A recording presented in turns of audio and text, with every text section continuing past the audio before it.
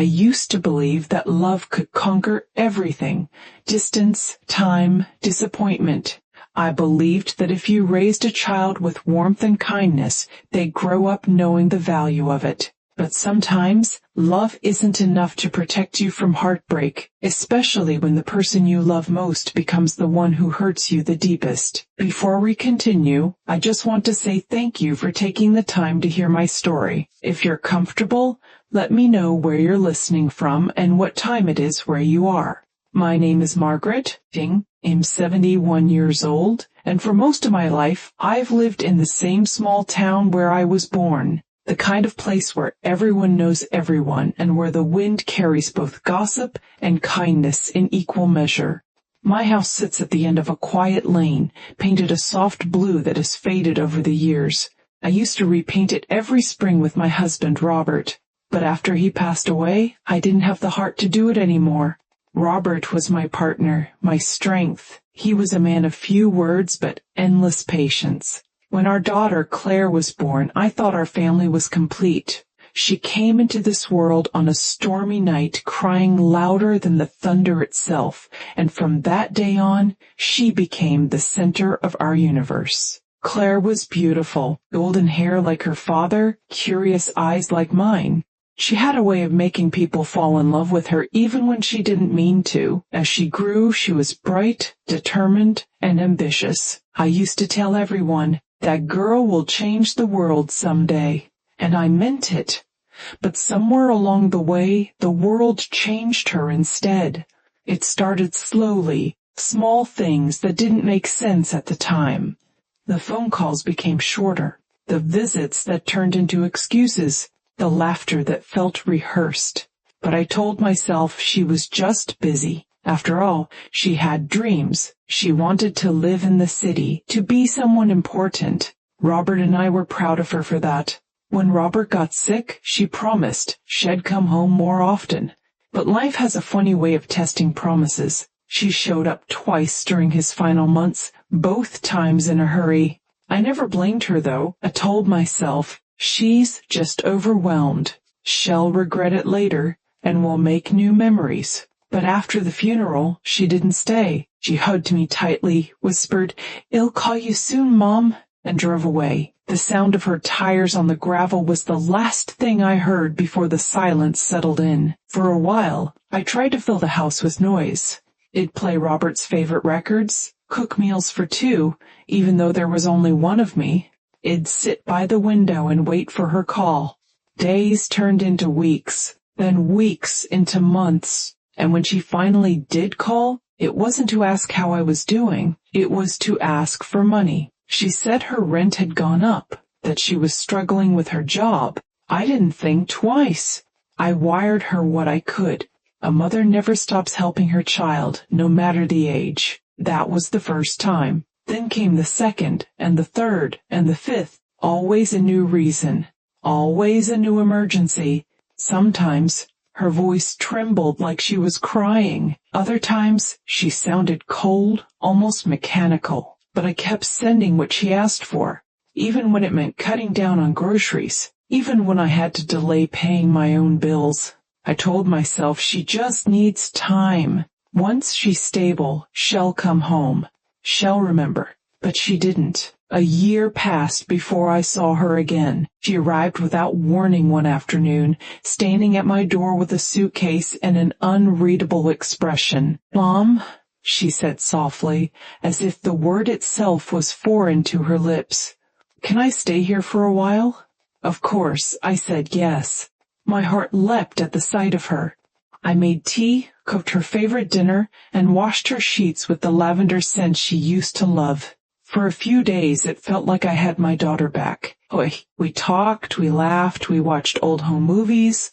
I thought maybe life was giving us another chance. But by the second week, things changed. She started taking calls in the other room, whispering, staying up late, going out without saying where. Then, one morning, I woke up to find my jewelry box open empty. I remember sitting on the edge of my bed, staring at the velvet lining where my wedding ring once lay. The one Robert gave me when he could barely afford it, but said, "One day, I'll buy you a bigger one." He never did because I told him this one was perfect. It was the symbol of everything we built together. And now it was gone. When I asked Claire about it, she didn't even flinch. I pawned it, Mom. I needed the money. It'll pay you back, I promise. The words felt like knives, not just because of what she said, but how she said it flat, emotionless, as if she were explaining something ordinary. I tried to stay calm. Claire, that ring wasn't just jewelry. It was your father's love. She rolled her eyes. Love doesn't pay bills, Mom. That night, I cried for the first time in years. Not for the ring, not even for the money, but because I realized I didn't recognize my daughter anymore. Over the next few weeks, she drained my savings, little by little. It was subtle at first. A missing checkbook, a misplaced debit card. I thought maybe I was just forgetful. But one morning, I went to buy groceries, and my card was declined. That's when I checked my account and saw it was nearly empty. When I confronted her, she didn't deny it. She looked at me with the same eyes that once sparkled with innocence and said, "You've had your life, Mom. It's my turn now." I didn't have words. I just stood there, trembling, as she walked out of the house carrying the last of her suitcases. After that day, she didn't call. Not once. I tried, of course, left messages, sent letters. Each one felt like shouting into a void. The silence was unbearable. The neighbors noticed my windows were dark at night and started checking in. "You doing all right, Maggie?" I'd ask. I'd smile and say yes, even though my voice cracked. I didn't want pity. I wanted my daughter back. Years passed like slow-moving shadows. I sold the car, the furniture, even Robert's old workshop tools just to make ends meet. I learned how to live small, quiet, invisible, until one morning life decided to stir the stillness again. It was early spring. The air smelled of wet earth and lilacs. I was sitting by the window, knitting a blanket I'd been working on for months. Then came a knock at the door. When I opened it, I froze. There she was, my daughter. Older, thinner, her eyes sunken. Behind her stood a little girl, maybe 6 or 7 years old, clutching a stuffed rabbit. "Hi, Mom," Claire whispered. Her voice cracked. "Can we come in?" I wanted to say no. I wanted to protect what little peace I had left. But something in her face, something broken, made my heart ache. So I stepped aside. Of course. They sat in the living room. The little girl stared around the house with wide eyes. She had Claire's hair, golden and tangled, but her gaze was pure, unspoiled. "Who's this?" I asked softly. "This is Emily," Claire said. "My daughter, my granddaughter." The word echoed in my mind, almost too heavy to hold. For the next hour, Claire told me her story, how Shed married a man who promised her the world, how they started a business together, how everything collapsed when he left her for someone else. She was broke, homeless, and desperate. "I didn't know where else to go," she said, tears finally breaking through the cracks. I listened in silence. I wanted to be angry, but anger has a way of burning the one who holds it, and it'd been burned enough. So I said, "You can stay here for a while, both of you." That night, as Emily slept in the guest room and Claire lay on the couch, I stood in the hallway watching them, my daughter and granddaughter, and for the first time in years, the house didn't feel empty.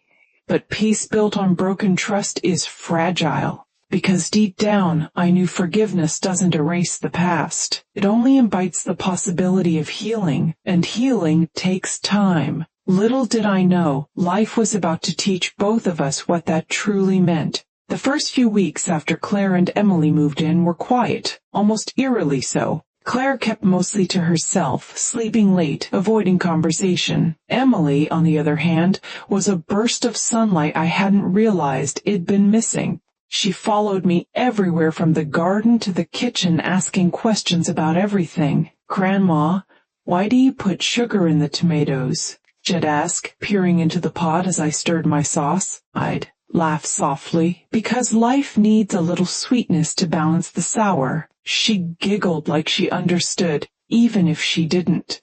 That laugh healed something in me. It was innocent, untainted by the choices her mother had made. I began to see pieces of the old Claire and her daughter, the curiosity, the spark, the unfiltered kindness. And in some strange way, Emily became the bridge between us. Claire started helping around the house a little at first, folding laundry, sweeping floors. She didn't talk much, but I noticed the guilt in her eyes when she did.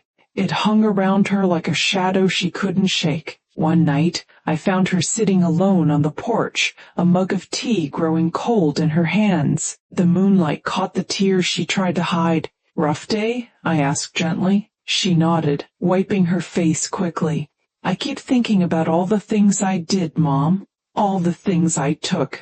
How do you even look at me without hating me?" Her voice cracked on the last word, and my heart ached again.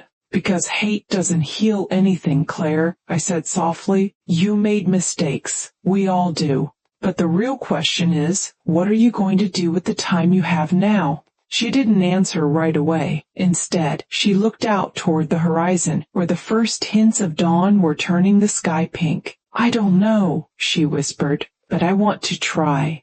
That was the first time in years I saw a glimpse of the daughter I raised. Not the woman who left me broken, but the girl who used to bring me wildflowers after school. Over the months that followed, our lives began to find a rhythm. Again, mornings filled with the smell of pancakes, laughter from Emily echoing down the hall.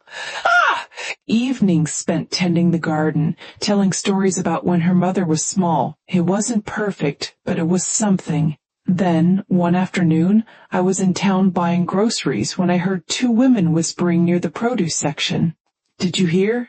Maggie's daughter is back. The one who stole from her." "Really? I can't believe she let her in again." Their words weren't cruel, just small-town curiosity, but they stung all the same. I wanted to turn and tell them they didn't understand, that forgiveness isn't weakness. But instead, I kept my head down and finished my shopping. That night, Claire noticed something was off. "Mom, you're quiet," she said while drying dishes. "Just tired," I replied. She didn't buy it. "Someone said something, didn't they?" I hesitated. "People talk, honey. That's what they do." She set the towel down and looked me in the eye. "Maybe they're right to talk." I gave them reasons to. I saw shame flicker in her gaze, but also determination. "Then prove them wrong," I said gently. "Not with words, with actions." And she did. Claire found a job at the local diner, long hours, low pay, but she didn't complain. She came home exhausted but proud, her hands smelling of coffee and fried onions. He'd have dinner waiting, and Emily would run to her shouting, "Mommy's home!" It was the kind of normal I stopped believing in. But as the months passed, I started to notice something different in Claire. A quiet humility, a calm ID never seen before. She no longer chased quick fixes or easy money. Instead, she found peace in small moments, reading bedtime stories to Emily, planting tulips with me in the garden, sitting by Robert's photograph, and whispering apologies she thought I couldn't hear. One evening, as summer melted into fall, she sat beside me on the porch again. "Mom," she said softly, "I've been saving a little from every paycheck. I know it's not much, but I want to pay you back." "For everything." I shook my head. "You don't owe me money, Claire. You owe me honesty, kindness, and a life well lived. That's repayment enough." She smiled faintly, tears glistening in her eyes. "I'm trying, Mom. I really am. I really am." And I believed her. But as life often reminds us, peace never comes without another test. One morning, Claire got a letter in the mail. She opened it at the kitchen table, and her face went pale. "What is it?" I asked. She swallowed hard. "It's from Mark."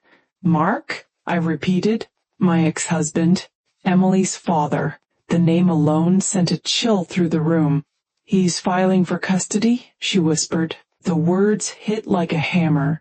I could barely process them. After everything she'd endured, after all the growth and humility, now this? "He says "I'm unfit," she continued, her voice trembling, "that I don't have a stable income, that I'm living with my mother because I can't support Emily." I felt fury rise in my chest, sharper than anything I've felt in years.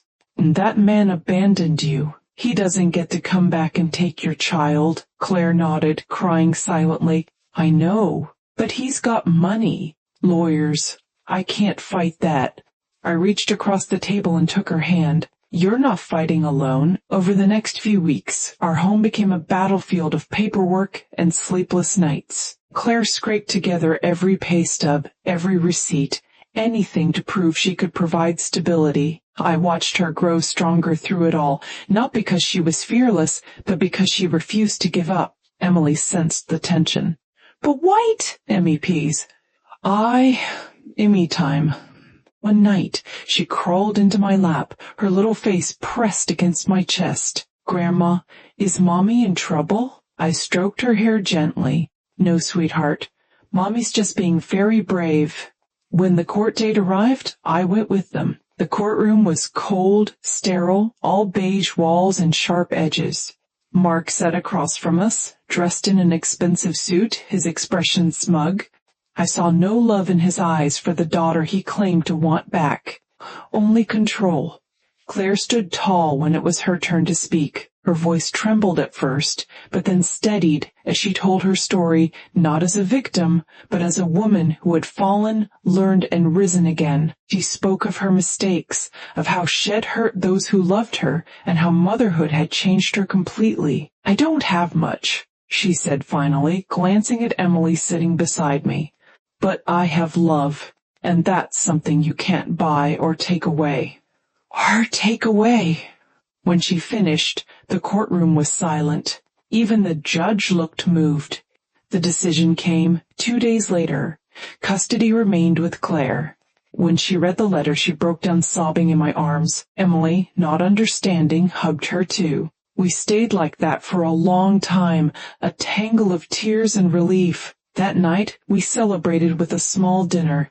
Nothing fancy, just roast chicken, mashed potatoes, and laughter. For the first time, the house felt like a home again, but deep down, I knew this chapter of peace came with a price. Because when life gives you lessons, it also gives you choices to repeat the past or rewrite it. A few weeks later, Claire received a promotion at work. She was thrilled, glowing with pride. But soon after, her old habits tried to whisper back new friends, late nights, temptations of easy money. I watched closely, afraid she might slip again.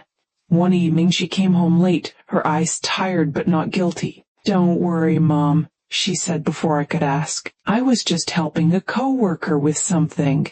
Nothing bad." I nodded, but worry never really leaves a mother. Then, on a rainy afternoon, the phone rang. It was the diner manager. Claire had been injured, a fall in the kitchen.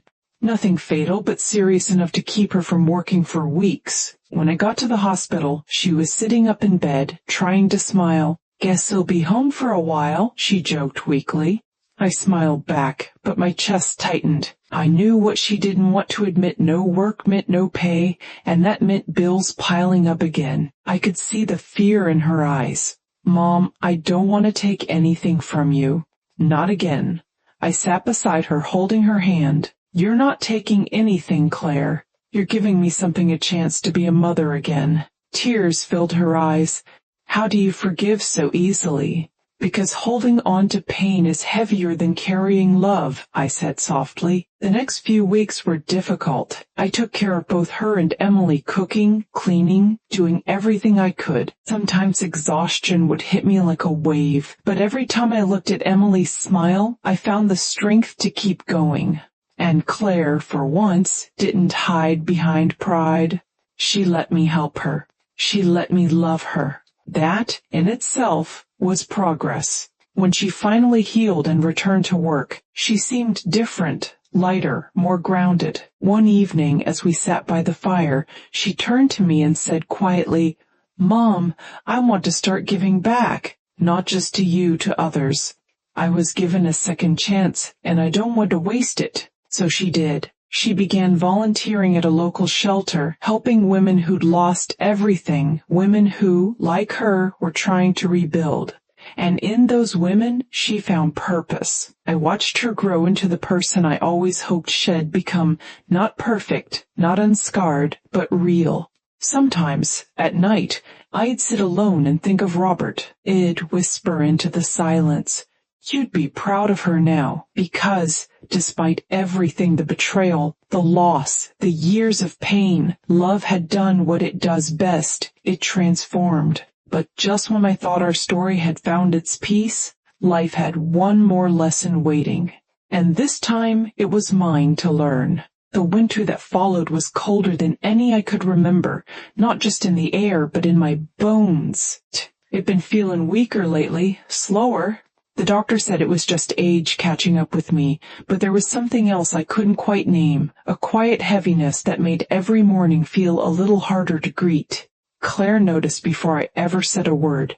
"Mom, you've been coughing a lot lately," she said one morning while I was stirring oatmeal on the stove. "You should get that rechecked." "I'm fine, sweetheart," I replied, waving her off. "Just the cold air." But she didn't buy it. The next day, she came home early from work, holding a bag of groceries and a determined look on her face. "You're not cooking tonight. You're resting. Doctor's orders mine."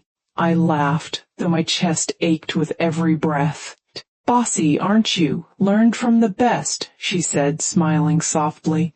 Over the next few weeks, she fussed over me the way I used to fuss over her. Blankets tucked too tight, tea brewed too strong, constant reminders to take my medicine. I teased her about it, but deep down, it filled me with warmth, not just from her care, but from the realization that life had truly come full circle. Emily, ever the observant child, started mimicking her mother's tenderness. She'd bring me drawings and say, "This is you, Grandma, with angel wings because you take care of everyone." It'd pull her into a hug and whisper, "No, sweetheart. Angels are the ones who remind us to keep loving even when it hurts." But as much as I tried to hide it, my health was declining faster than I admitted. I could feel the fatigue in my bones, the breathlessness after climbing just a few steps. One night, after everyone had gone to bed, I sat alone in the living room staring at the old family photo on the wall, me, Robert, and a young Claire, all smiles and promise. I whispered into the stillness, "I'm getting tired, Robert. But I think she's going to be okay now. You can rest easy." A tear slipped down my cheek, and for the first time in a long while, I wasn't sure if I was crying from sadness or peace. The next morning, I fainted in the kitchen. When I woke up, I was in the hospital, the sterile scent of antiseptic thick in the air. Claire was sitting by my bed, her face pale, eyes swollen from crying. Emily was asleep in a chair beside her, clutching my hand. "Mom," Claire whispered when she saw me stir, "you scared me." I managed a weak smile. "Takes more than a little fall to get rid of me." The doctor came in shortly after. He spoke gently, but his words were heavy. "Your mother's heart is weaker than we expected. She'll need rest, medication, and help at home. No heavy lifting, no stress." I wanted to protest, to tell him I'd lived alone for years, that I could take care of myself. But when I looked at Claire's tear-streaked face, something stopped me. Maybe it was time to let someone else take care of me for once. So I went home under her care. Claire rearranged the house, moved my bed closer to the window so I could see the garden, and insisted I rest as much as possible. She took on more shifts at work, balancing her own exhaustion with mine. And every night, before going to bed, she'd sit beside me and say, "Thank you, Mom, for still believing in me." One evening, I told her something I'd never said before. "You know, Claire, when you left all those years ago, I thought I'd lost you forever. But now I see maybe life had to break us both so it could rebuild us better." She reached for my hand, tears glistening in her eyes. "I wish I could take it all back." I squeezed her fingers gently. "Dot, if you did, we wouldn't be here now." For the first time, she smiled without guilt. It was small but genuine, like sunlight breaking through the last clouds of a storm. Days turned into weeks, and winter slowly began to loosen its grip. The snow melted into soft patches of green, and Emily started helping me in the garden again. We planted tulips, Robert's favorite. I could almost hear his laugh echoing in the breeze. One afternoon, Claire came home holding an envelope. "Mom," she said breathlessly, "you'll never believe this." She handed it to me. It was from the shelter where she volunteered. They were offering her a full-time position, not as a server or assistant, but as a coordinator, a leader. "They said they've seen how I connect with people," she explained, her voice trembling with pride. "They want me to help run their community programs." I smiled so wide my cheeks ached. "That's wonderful, sweetheart. You've earned it." She shook her head.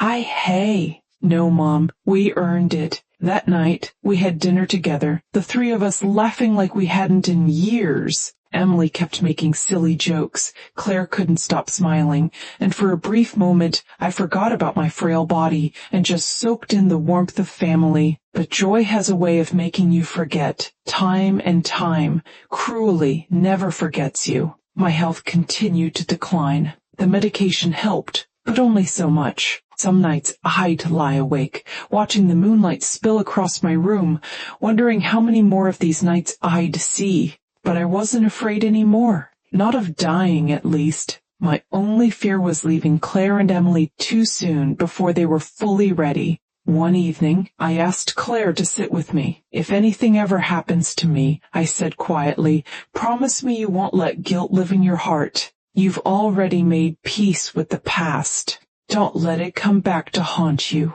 She shook her head fiercely. "Don't talk like that, Mom. You're going to be fine." I smiled softly. "One day, maybe not.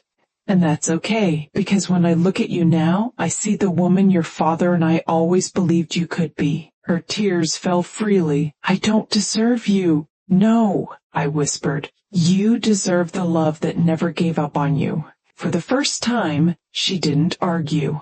She just held my hand and let the silence speak for us. A few days later, I had another fainting spell worse than before. I woke to see hospital lights again, my chest heavy with tubes and wires. But this time I knew. I could feel it, the quiet nearing of an ending. The doctor spoke gently, but the truth was in Claire's eyes before he even said it. My heart was failing. It could be days, maybe weeks. I reached for her hand. "Tears, my love." "Not now. We've already cried enough for a lifetime." She nodded, though her face was wet with tears. Emily climbed onto the bed beside me, her tiny arms wrapping around my neck. "Grandma, are you going to be an angel now?" I smiled weakly. "Not yet, sweetheart. But when I do, it'll be the brightest one I can, so you'll always see me." She nodded solemnly, as if making a pact with heaven itself. The next few days were quiet. Friends and neighbors stopped by to say hello, though I could see the pity behind their smiles. I didn't mind. I was at peace. I spent most of my time watching Claire and Emily together, laughing, baking, dancing in the living room. It was like watching my second chance unfold in front of me. Then, one night, after Emily was asleep, Claire sat by my bedside holding a small box. "I have something for you," she said softly. Inside was my wedding ring, the same one Shed pawned years ago. "I found it," she whispered. "I've been saving to buy it back for years." I tracked it down through the pawn shop records. It wasn't easy, but I couldn't leave that part of Dad with anyone else. Tears blurred my vision. My voice trembled. "Oh, Claire, you brought him home." She slipped it onto my finger, her hands shaking. "Now he can be with you always." In that moment, I felt something inside me settle a peace so deep it almost hurt. I reached up and cupped her face. "You did it, sweetheart. You found your way back." She leaned forward, her forehead resting against mine. "Because you never stopped calling me home." The next morning, I woke to sunlight streaming through the curtains, the sound of birds singing outside. For the first time in years, I felt no pain, just warmth, light, and love. And in that stillness, I understood. Life hadn't punished my daughter. It had refined her. All the loss, the betrayal, the tears, they weren't curses. They were the forge that shaped her into the woman she was meant to be. And I had been her witness. I closed my eyes, whispered a prayer of gratitude, and let the world fade into peace. When Claire came into the room an hour later, she found me lying still, a faint smile on my face, my wedding ring glinting softly in the morning light. She didn't scream. She didn't panic. She just knelt beside me, took my hand, and whispered, "Thank you, Mom, for everything." Outside, the tulips had begun to bloom, and from that day on, Claire carried my love, not as a memory, but as a promise to live the life I'd always wanted for her. Because sometimes it takes losing everything to learn what truly matters.